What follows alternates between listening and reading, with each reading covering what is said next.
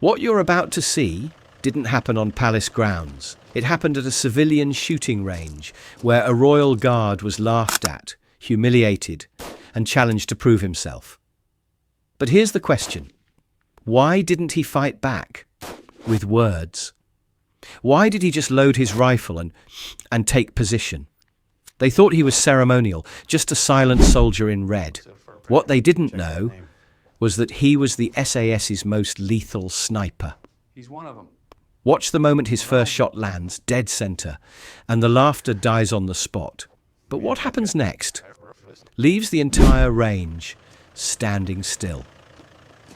Now, before we reveal the full story, first, hit that subscribe button and drop a comment telling us where in the world you're watching from. Now, without further ado, let's get into it. You wouldn't have noticed him if you walked past. Not at first. Lance Corporal Callum Briggs was the kind of man who blended in by default, broad-shouldered, quiet, with that unmistakable posture that came from years of being told not to move. But today, there was no scarlet tunic or bearskin cap, no camera shutters aimed at his face, just an olive windbreaker, a duffel slung over one shoulder, and a walk that suggested purpose without urgency. The public shooting range was tucked away off a country road outside Guildford, bordered by wind-bent hedges and a distant hum of motorway traffic. Midweek meant it was mostly empty, save for a few regulars and a small group of younger men who'd arrived in a convoy of matching 4x4s, expensive, leased, spotless. Callum said little as he signed the waiver and nodded to the receptionist. He set his bag gently on the concrete bench at lane 6 and unzipped it with precise economy. No flashy decals, no novelty patches, just clean metal, well-oiled and wrapped in soft cloth like something sacred. The weather was cool for spring, with a low sky and that damp breeze you only get in English countryside. Birds flitted along the hedgerow behind the targets. To Callum, it was almost peaceful. He loaded his gear without ceremony. Bolt-action rifle, standard bipod, custom scope. Nothing extreme, nothing Hollywood, just efficient. To anyone else, he looked like a hobbyist. Maybe former service, maybe just a royal guard with an interest in marksmanship, which was close enough to truth. Except for the one part no one ever saw, unless they were cleared, to read a redacted file labelled Heron Claw, Eyes Only. He wasn't here to show off. Wasn't here for anyone. The range was one of the few places where his hands didn't have to be folded behind his back, where nobody barked orders or posed for selfies 2 feet from his face. Here, the breath was his own. The silence was his own. He set his ear protection down on the bench, paused for a moment, then scanned the firing line like he used to scan rooftops, methodically without drawing attention. To the left, a man in his 60s with an army fleece and old leather gloves, sighting in a 308 with care. To the right, noise. 4 lads, maybe mid-20s. Private school accents and top-of-the-line kit that looked like it had never seen a day of rain.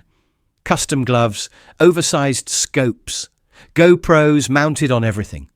One of them had a Union Jack patch stitched ironically upside down on his shoulder. The loudest of them, buzz-cut, teeth too white, was lining up shots with theatrical movements, then high-fiving his mate like he'd just cleared a building. "Clean kill, boys!" he shouted. "That rabbit's gone." They all laughed. Callum looked back down at his bench, adjusted the scope, checked the bolt. The noise faded into a kind of background static, like it always did when he went into the zone. Just a civilian day, just another range session. He placed the first round into the chamber with a smooth click, and the silence of precision settled around him. The first jab came before Callum even pulled the trigger. "Oi!" One of the younger shooters called down the line, squinting past his shooting glasses. "That a Royal Guard badge on your kit?" Callum didn't answer. He adjusted the elevation knob slowly, deliberately. The lad stepped closer with the cocky stroll of someone who'd never been told to shut up by a sergeant major. Early 20s, designer camo jacket. Didn't walk, he paraded. I said, he continued louder this time, you stand out there in the big hat, yeah? The whole Buckingham Palace thing. A couple of the other lads chuckled, catching on. Callum heard one of them mutter, maybe he's here for target practice in case someone throws an ice cream at him. The laughter got louder. He didn't look up, didn't flinch, just eased into the rifle like he'd done 1,000 times before. Another voice, taller guy, with the kind of sunglasses that never left the forehead, grinned at the group and said, bet he hasn't fired a live round since training. All pomp, no punch. A few heads turned from other benches. One of the range marshals gave a half-hearted glance down the line, but didn't intervene. Too early, too civil, still just banter. Callum exhaled slowly. His cheek rested against the stock. His left hand steadied the bipod. Inhale, hold, exhale. Must be strange, the first lad said again, now just a few feet away. Coming from all that standing still and yelling at tourists to actually touching a real weapon. That thing even loaded. More laughter. Still, Callum said nothing. It wasn't pride. It wasn't discipline, really. It was something older than both, a kind of wiring built over years of training that told him when to move and when to wait. Right now? He waited. He squeezed the trigger. Clean pull. The sound was unremarkable. No chest-thumping thunder, just a sharp crack and the faint metallic whisper of a round finding its mark. He didn't look to see where it hit. He knew. All right then, Buckingham, said another of the lads, smirking. You've officially put holes in paper. Congrats. Callum began to reload. Serious question, though, the ringleader said, leaning against the side barrier. Do you ever, do anything? Or is your job just being a statue in red? That one drew proper laughs, even from the instructors now. Someone joked about ye old target practice and made a mock ceremonial pose with their rifle. Still, Callum didn't engage. His stillness began to confuse them. Most people, when mocked, defend themselves, or at least show something, an eye roll, a sigh, a tight grin. Callum just moved with the same silent precision, shot after shot, no waste, no twitch, no reaction. And that stillness? That calm. It was beginning to feel wrong. Like maybe the joke wasn't landing. Like maybe they were standing beside something they didn't fully understand. But of course, that realization hadn't arrived yet. They were still laughing. And Callum, he just kept shooting. Eventually, the range instructor wandered over. He was young, mid-20s, buzzed sides with a fade that tried to look military. Tan polo with the club's logo on it. Friendly, confident, and carrying the faint air of someone who liked giving advice more than following it. He crouched beside Callum's bench, watching his latest shot snap down range. "Hey there, mate," he said casually. "That grip's a bit high on the stock. You'll get cleaner release if you relax your shoulder a touch." Callum blinked once, then re-centered his scope. The instructor chuckled like they were mates already. I mean, fair play. If you're coming from ceremonial, it's all foot drills and rifle twirls, right? We can tweak some stuff to get you grouping a bit tighter. Callum didn't answer, didn't even look away from the scope. The instructor mistook the silence for discomfort. "It's a different beast out here," he continued. "Out there, you're what, Coldstream? Grenadier? Holding ground for the Queen? But this is live range shooting. It's about calm, breath control, precision." Behind them, the same boys were watching now, nudging each other and whispering with smug amusement. Callum's right hand slowly adjusted his rear rest. Another round clicked into the chamber. The instructor hesitated, realizing maybe this guy wasn't new after all. One of the lads broke in again, voice dripping with mock sincerity. "Tell you what, soldier boy, we'll spot you a few rounds, you give it your best. If you get closer to the bull than we do, drinks on us." More snickers. Callum spoke for the first time. His voice was low, calm. No need. That was it. 3 syllables. Flat. Measured. The instructor gave a nervous smile. "Come on, mate. Bit of fun, yeah? We like to do friendly contests here. You against us. Longest shot wins. The loudest of the group grabbed a marker and scribbled something on the whiteboard at the back of the range. Buckingham Challenge, best at 200 metres. They erupted into laughter.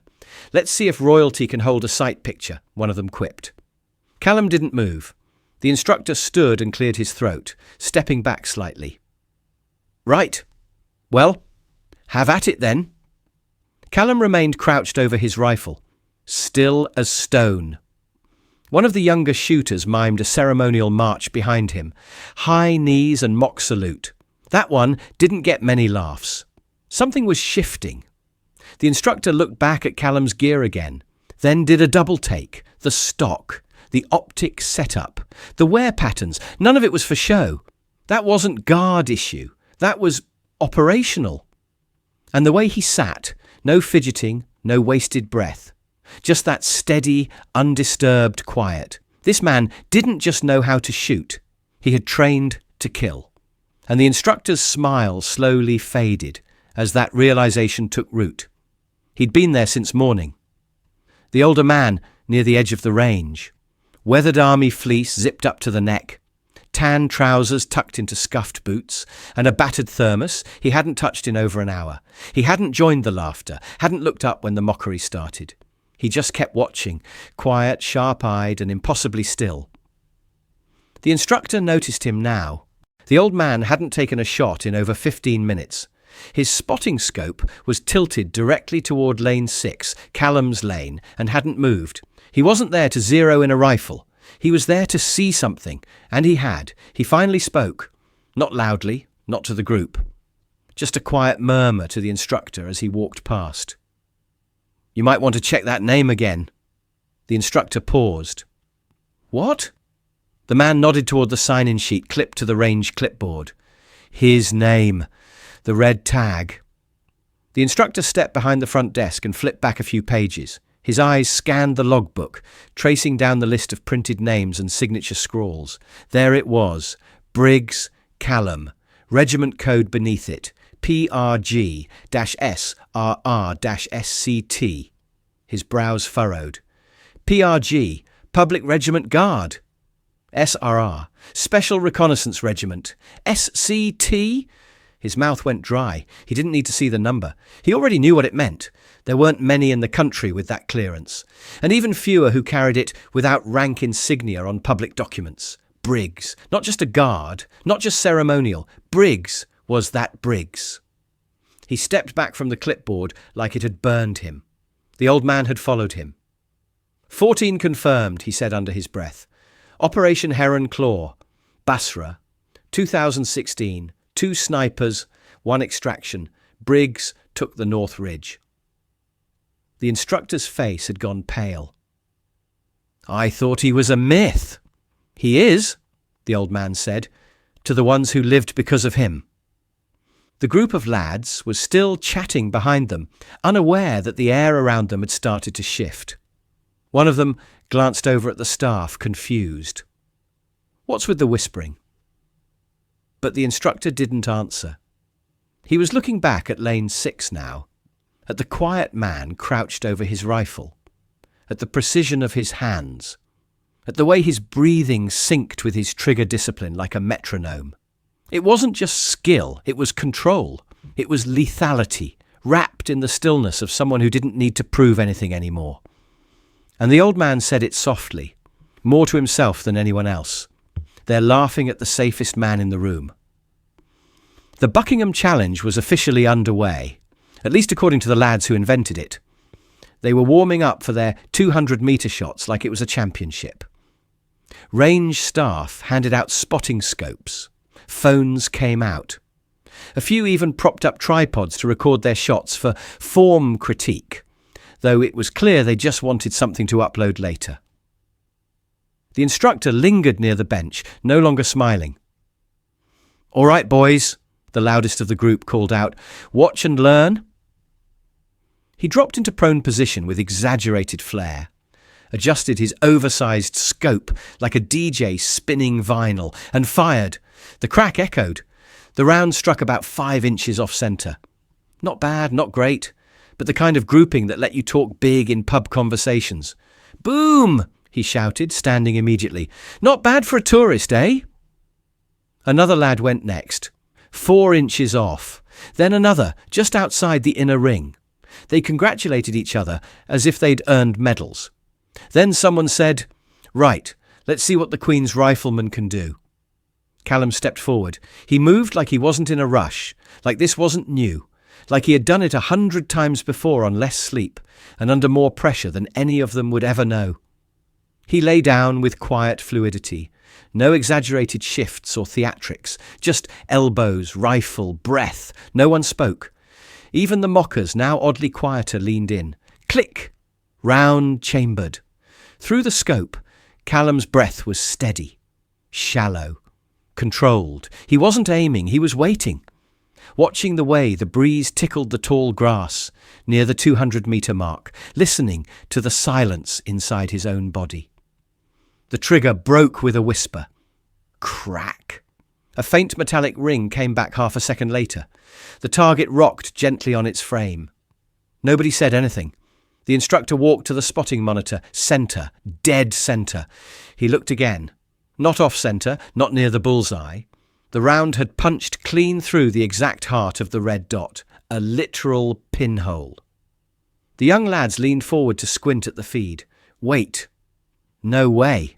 Did he just... Callum stood, calmly ejected the casing and returned to his bench. He didn't look for a reaction. He didn't need one.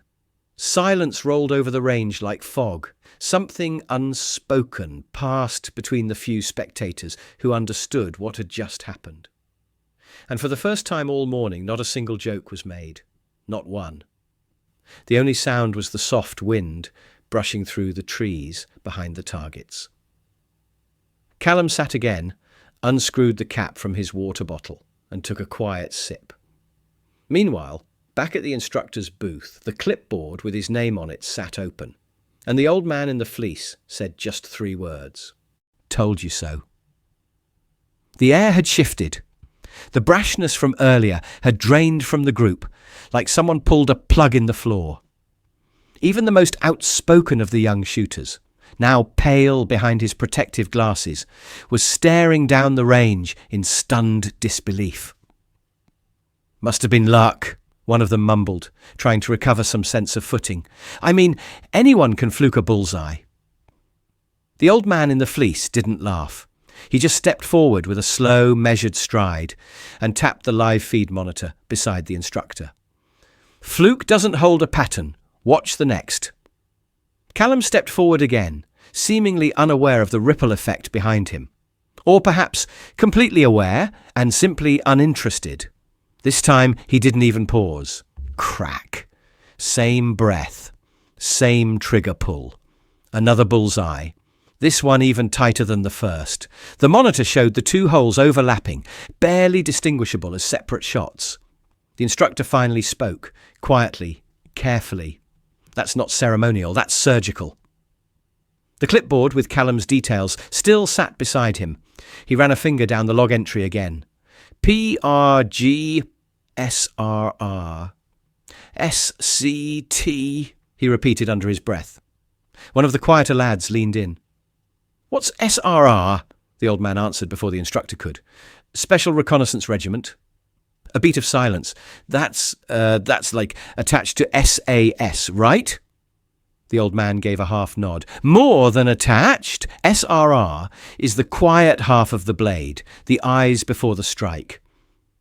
Now their expressions were changing, wide-eyed, tense, almost ashamed. "That means..." Another voice whispered it like it was classified. "He was one of them." The instructor added softly, "Callum Briggs is the one they called in for Heron Claw." 14 confirmed kills across 2 deployments. 1 extraction, solo. 3 Allied lives saved. No media, no leaks, just folded flags. The group was dead silent. The loudest of them, the one who had mocked the red uniform, who joked about blanks and drill parades, swallowed hard. He turned back to the range and stared at Callum like he was seeing a ghost. Why would a guy like that be standing at Buckingham Palace? The instructor met his eyes. Because after what he's seen, standing still might be the bravest thing he does all day. The words hung in the air. Nobody reached for their phones now. Nobody dared speak too loudly. Callum, still calm, adjusted his sling, stretched his shoulders once, then set his rifle down for a moment. His hands, though gloved, were unmistakably steady, like they didn't remember how to tremble. And for the first time since they'd walked in, the others weren't laughing. They weren't mocking. They were watching. And learning something they hadn't expected to learn today. They didn't ask for more shots, not this time. They asked with something else, with silence, posture, the way they shifted from bravado to attention without being told. Even the loudest of them had taken a step back, not out of fear, but out of something unfamiliar. Respect. It was the instructor who finally stepped forward, voice low. "Corporal Briggs," he said, "would you consider running a 3-point discipline drill for everyone here?" Callum looked at him for the first time all morning. 3 seconds passed. Then he nodded once. No announcement, no commentary, just movement. He sat up prone, adjusted the angle of his rifle and selected his targets. 200 metres, 300, and the far one at 400. Wind was steady, cloud cover consistent. But he waited anyway, just long enough to make sure. His fingers moved over the rifle like a pianist revisiting an old piece. A few of the younger shooters began filming again, but not for clout this time. They stood farther back, steadier, phones held like notepads, not trophies. The instructor called it out quietly. 3 rounds, 3 targets, prone, controlled cycle. Callum exhaled. Crack! 200 metres direct centre. The target shook once, the kind of movement only precision creates. He cycled fast, no wasted motion. Crack! 300 metres, just off centre, then corrected with a wind compensation barely noticeable to the untrained eye. But to the old man at the edge of the line, it was perfection. Crack! 400 metres, a steel target no bigger than a dinner plate. Callum's shot rang with a sharp echo, hitting just left of centre, then he lowered the rifle as calmly as he'd lifted it. 3 shots, 10 seconds, a demonstration without drama. He stood up slowly, ejected the last round into his palm, and placed it beside the bench. Then he started cleaning the rifle. Deliberate, mechanical, respectful. It wasn't a flex, it was closure. He wasn't there to prove anything. He was simply doing what he'd done hundreds of times in places where nobody applauded and nobody watched. And now, he'd done it again. This time for a group who'd learned more about discipline in 10 minutes than they had in a lifetime of bragging. The instructor approached him afterward. That was textbook. Callum shook his head once. No such thing as textbook. You shoot for the man next to you, or you don't shoot at all. He zipped up his rifle case. The group stood aside as he walked past. No one jeered, no one joked, just a quiet, awkward, growing silence, like the kind that follows an anthem or a eulogy. And at the edge of the line, the old man in the fleece simply gave him a nod. No salute, no handshake, just mutual understanding between 2 men who had stood in places they never talked about. The loudest one approached last. He'd been quiet ever since the 400-metre shot.